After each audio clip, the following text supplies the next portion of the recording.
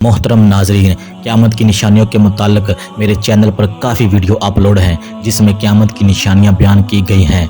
मोअज़्ज़िज़ नाजरीन, कहते हैं कि क़यामत किसी आसमानी आफत की वजह से होगी, यानी जब दुनिया पर क़यामत बर्पा होगी तो वो आसमान की तरफ से नाज़िल होगी। अब ये कैसे मुमकिन होगा? साइंसदानों ने इस बात का पता लगाने की कोशिश की है। हम आपसे गुजारिश करते हैं इस वीडियो को एंड तक पूरी देखें। लेकिन वीडियो शुरू करने से पहले आप तमाम दोस्तों से एक गुजारिश है कि अगर आपने अभी तक मेरे चैनल ट्रू स्टोरी विद ज़बान नकवी को सब्सक्राइब नहीं किया तो बराह मेहरबानी मेरे चैनल को सब्सक्राइब लाजमी कर दें और साथ ही बेल आइकन को दबाकर आल पर सेलेक्ट लाजमी कर लें। शुक्रिया। नाजरीन, साइंसदान इस बात तक पहुंचने में कामयाब हो गए हैं कि खला में ऐसी कौन सी चीज़ है जो ज़मीन की तबाही का सबब बन सकते हैं। उसमें जो सबसे अहम बात सामने आई है वो खला में मौजूद बड़े बड़े पत्थर हैं जो ज़मीन से कई गुना खला में तैर रहे हैं।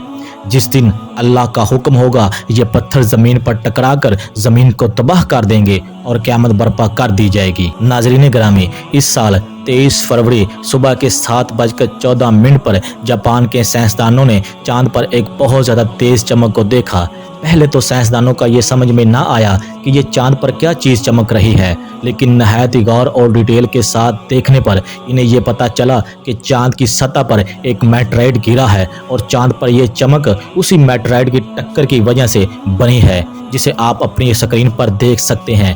प्यारे दोस्तों, चांद पर हर वक्त कोई न कोई मेटेराइट गिरता रहता है, लेकिन बहुत कम बार ऐसा देखा गया है कि हमने किसी मेटेराइट को चांद पर गिरता देखा।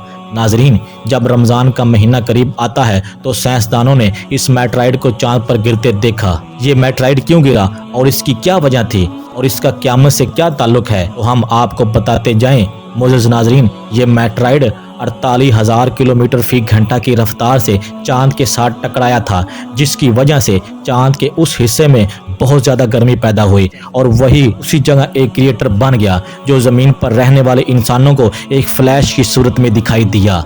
ये बात आप ज़हन नशीन कर लें कि चांद की दो साइड हैं, एक नियर साइड जिसको मैं और आप देखते हैं और दूसरी को फार साइड या चांद की दूसरी साइड भी कहा जाता है, जिसे हम नहीं देख पाते। याद रखिए, वहाँ भी बहुत ज़्यादा एस्ट्रॉइड या मेटेराइट गिरते हैं, लेकिन इनको हम नहीं देख पाते क्योंकि वो हिस्सा हमारी आँख से ओझल और छुपा हुआ है।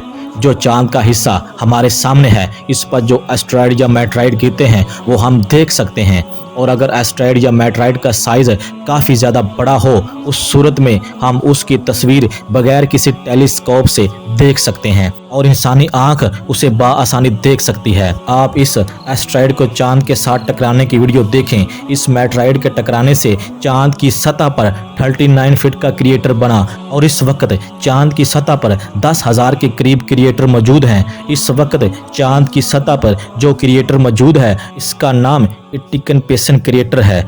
इसका साइज काफ़ी बड़ा जो तकरीबन 2500 किलोमीटर है। इन सभी क्रिएटर की तादाद को जानकर आप सभी जान चुके होंगे कि चांद पर कितने एस्ट्रॉइड गिरते रहते हैं। एक बात आप सभी लोग जान लें कि चांद की सतह पर जितने मेटेराइट गिरते हैं उससे कई ज़्यादा मेटेराइट हर रोज़ ज़मीन की तरफ गिरते हैं, लेकिन वो ज़मीन की सतह पर नहीं टकरा पाते बल्कि ज़मीन के एटमॉस्फेयर में ही जल जाते हैं, जिसकी वजह से हमें पता ही नहीं चल पाता कि हर रोज़ ज़मीन पर कितने ही मेटेराइट गिरते हैं। लेकिन चांद का कोई भी एटमॉस्फेयर नहीं है, इसलिए मेटेराइट चाहे साइज में छोटा हो या साइज में बड़ा हो वो सीधा चांद की सतह पर टकराता है। इस सूरत में चांद पर पैदा होने वाली गर्मी को हम ज़मीन पर बाआसानी महसूस कर पाते हैं।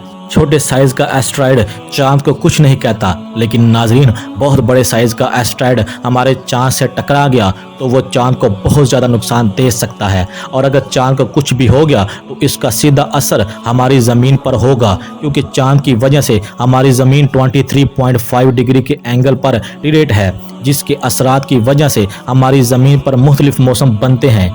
चांद की वजह से हमारी ज़मीन अपने एक्सिस पर एक स्टिल रफ्तार में रोटेट करती है। प्यारे दोस्तों, ऐसे बड़े बड़े पत्थर खला में घूमते फिरते रहते हैं। जैसा कि हमने आपको बताया है कि जो बड़ा पत्थर या मेटेराइट चांद पर गिरा है اس سے پہلے اتنا بڑا میٹرائٹ چاند کی سطح پر کبھی نہیں گرا۔ اس خبر کے بعد سائنسدانوں نے زمین پر بھی آخری وارننگ جاری کر دی ہے۔ پافس ایک خلائی چٹان کا نام ہے جو اس وقت میڈیا میں ایک نمایاں خبر بن گئی جب دسمبر 2004 کے مہینے میں ماہرین نے یہ پیشن گوئی کی تھی کہ 13 اپریل 2029 کو اس چٹان کا زمین پر ٹکرانے کا امکان ہے۔ اس خبر میں پوری دنیا میں تہلکہ مچا دیا۔ ہزاروں فٹ چوڑی ایسی کسی چٹان کا زمین سے ٹکرانے کا مطلب سینکڑوں ایٹم بمبوں کے برابر تباہی، کروڑوں لوگوں کا مرنا اور پوری دنیا کا نظام معطل ہونا تھا۔ ناسا کی رپورٹ کے مطابق 13 اپریل 2029 کے دن یہ چٹان زمین کے بہت سے قریب سے گزرے گی، یعنی یہ ہماری زمین کے قریب یعنی 20,000 میل کے فاصلے سے گزرے گی۔ یہ بھی ہو سکتا ہے یہ زمین سے ٹکرا جائے اور ماہرین کے مطابق یہ بھی ہو سکتا ہے کہ یہ زمین سے نہ ٹکرائے، لیکن دوستو یہ فاصلہ اتنا کم ہے کہ اس دن لوگ اسے اپنی آنکھوں سے زمین کے اوپر سے گزرتے دیکھیں گے۔ آسمانی صحیفوں میں قیامت سے متعلق جو بیانات آئے ہیں ان میں سے یہی بات واضح ہوتی ہے کہ قیامت کسی آسمانی آفت سے جنم لے گی۔ موجودہ سائنسی معلومات کے مطابق اس کی ایک ممکنہ شکل ایسی ہی کسی خلائی چٹان کا زمین سے ٹکرانا ہے جس سے ہونے والی تباہی زمین پہ تمام مخلوقات کو ختم کر دے گی، جیسے ڈائناسور کا خاتمہ ہوا۔ ڈائناسور اور زمین کے 70% انواع کو جس چٹان نے ختم کیا تھا وہ محض 10 سے 15 کلومیٹر لمبی تھی۔ نظام شمسی میں اس سے کئی زیادہ چٹانیں گھوم رہی ہیں اور جس روز اللہ کا حکم ہوگا ان کا رخ زمین کی طرف ہو جائے گا، کیونکہ قرآن مجید میں ہے کہ قیامت کسی آسمانی آفت کی وجہ سے ہوگی۔ بہت سے سائنسدانوں کا یہ بھی نظریہ ہے اس چٹان کا زمین سے ٹکرانے کا وقت آگے پیچھے ہو سکتا ہے، لیکن ایسا ہونا لازمی ہے اور ایسا ہو کر رہے گا۔ ناظرین، حقیقت تو یہ ہے کہ اللہ تبارک و تعالی بہت جلد اس دنیا کو ختم کرنے والا ہے۔ دور حاضر کو دیکھ کر لگتا ہے کہ قیامت زیادہ دور نہیں۔ آسمانی کتابوں میں قیامت سے پہلے بڑی پیشن گوئیاں کی گئی تھیں، ایک حضرت عیسیٰ کے آنے کی، دوسری یاجوج ماجوج اور تیسرا دجال کا خروج۔ ہم اپنے پیارے ناظرین کو بتاتے جائیں کہ دجال، یاجوج ماجوج اور امام مہدی کے حوالے سے ہم نے اپنے چینل پر ویڈیو اپلوڈ کی ہے جس میں آپ کو حقیقی سبق مل سکتا ہے۔ ناظرین، 2029 کی خبر میں کتنی سچائی ہے اس کا علم تو صرف اللہ تبارک و تعالیٰ کو ہے، اور اسی آخری دعا سے ہم اپنے ناظرین سے اجازت چاہیں گے۔